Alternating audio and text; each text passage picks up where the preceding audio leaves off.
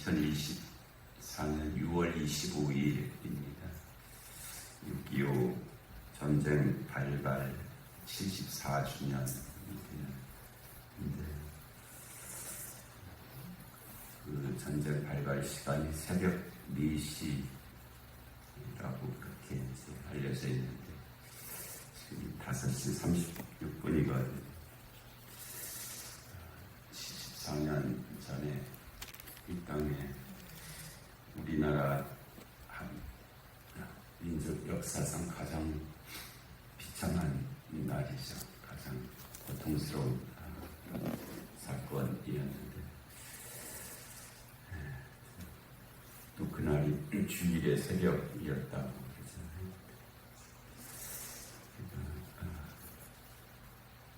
기억할 것을 기억하고 또 그 기억을 어떻게 기억하느냐 하는 것이 오늘날 우리의 삶인데 그런 날이라는 것을 우리가 기억하면서 또 이 나라의 민족을 위해서 말 쓰지 말아 이 나라의 민족 한국교회가 감당해야 될 일을 위해서 기도해 주시기 바라고요. 또 어제 뉴스 잠깐 봤는데 경기도 화성인가요? 쪽에서 그 배터리 공장에서 화재가 나서 20여 분의 그 사망자가 생겼는데 또 대부분 한 분을 빼놓고는 다 외국인 근로자들이더라고요. 그래서 사고 있을 수 있고 고의적인 것도 아니고 이제 그렇긴 하지만 그래도 참 슬픈 일이잖아요. 고통스러운 일이고 우리나라 사람도 아니고 또 외국에서 우리나라에 와갖고 돈을 벌러 여기까지 왔는데 그 소식을 들은 그 고국의 그 가족들은 얼마나 고통스럽고 마음이 아프겠어요. 우리가 여기서 어떻게 할 수 있는 것은 아니지만 하늘에 계신 하나님께 기도하는 저들을 긍휼히 여기시고 위로하여 주시고 저들이 살 길을 열어달라고 그렇게 기도하는 것은 그런 소식을 듣는 우리가 해야 될 일인 것 같습니다. 그것이 무익한 일도 아니고 무의미한 일도 아니고 마땅히 해야 될 그런 우리의 일이죠. 6월 28일, 29일 우리 청년부 수련회 위해서 기도해 주시고 기도가 쌓이는 것은 그만한 의미를 가지고 있습니다. 청년부 수련회 위해서 기도해 주시고 또 6월 28일 찬양 콘서트 우리 신년을 맞은 우리 교회 행사 중에 하나인데 그 찬양 콘서트를 위해서 기도해 주시기 바랍니다.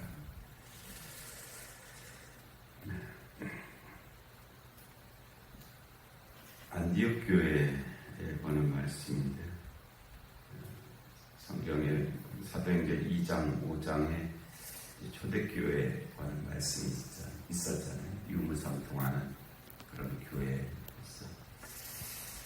그럼에도 불구하고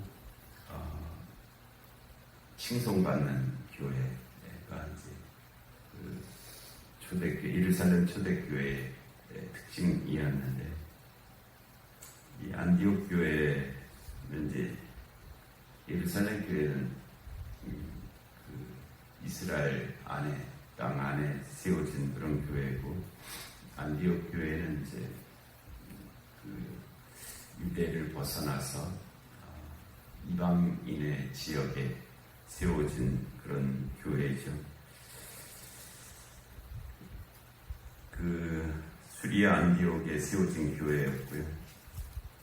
그 교회에 선지자들과 교사들이 있으니 이것은 이제 수리아 안디옥 교회의 지도자들에 해당하는 그런 분들, 선지자들, 또 교사들. 아직 그 당시에는 이제 뭐 교회 직분이 더 구체적으로 이렇게 세워지진 않은 그런 상황인데, 그 바나바와 니게르라 하는 시므온과, 바나바는 이제 우리가 아는 그분이고요, 유대인이죠. 그리고 니게르라 하는 시므온, 니게르라는 말은 니그로라는 말, 니그로가 이제 흑인을 가리키는 말이죠. 그래서 니게르라 하는 시므온, 흑인이었을 가능성이 많고요. 그 다음에 구레네 사람 루기오, 구레네는 지금의 리비아 땅입니다. 리비아 쪽에 그 지중해 쪽으로 이 구레네라고 하는 도시가 있는데, 우리가 아는 그 구레네 시몬, 예수님의 십자가를 대신 졌던 그 사람도 이 구레네 출신이었는데, 구레네 사람 루기오, 그리고 분봉왕 헤롯의 젖동생 마나엔, 이 헤롯의 젖동생 마나엔, 하여튼 그 젖동생이라는 것은 젖을 대신 먹였던 뭐 그런 의미이고, 그 젖을 함께 먹었던 마나엔,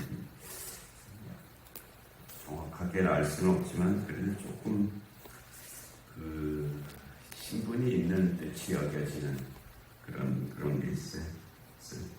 왕이니까 분봉왕 헤롯의 젖동생 마나엔, 약간 신분이 있었던 그런 사람으로 여겨지고, 그 다음에 이제 사울, 이렇게 5분을 이제 가리키고 있는데, 이 구성들을 보아서 상당히 다양한 그런 분들로 수리 안디옥 교회에 섬기는 이 혹은 지도자들이 그렇게 구성되어 있었다.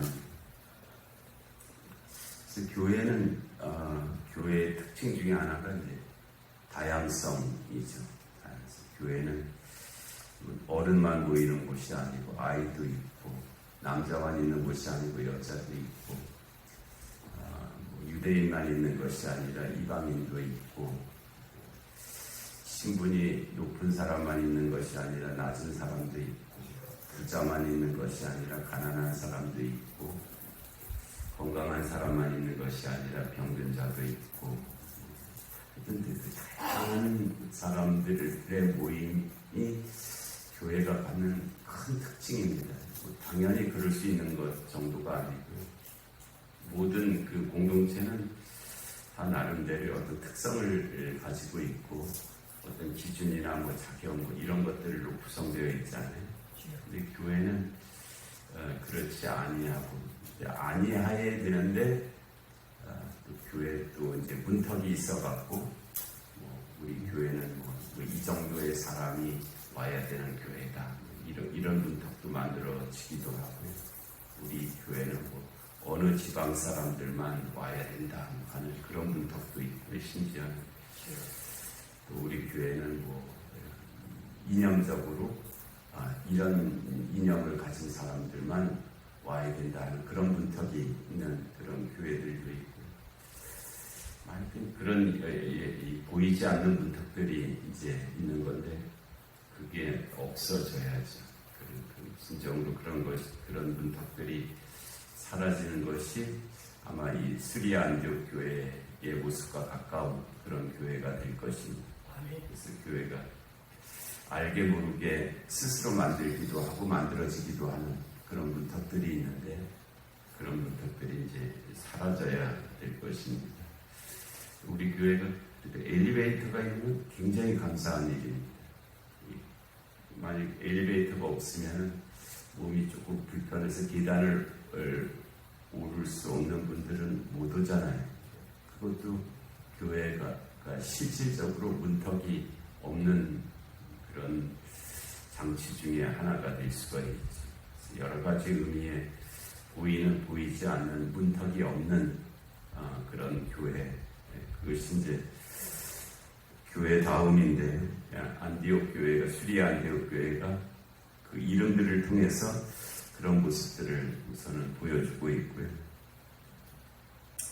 그 다음에 주를 섬겨 금식할 때,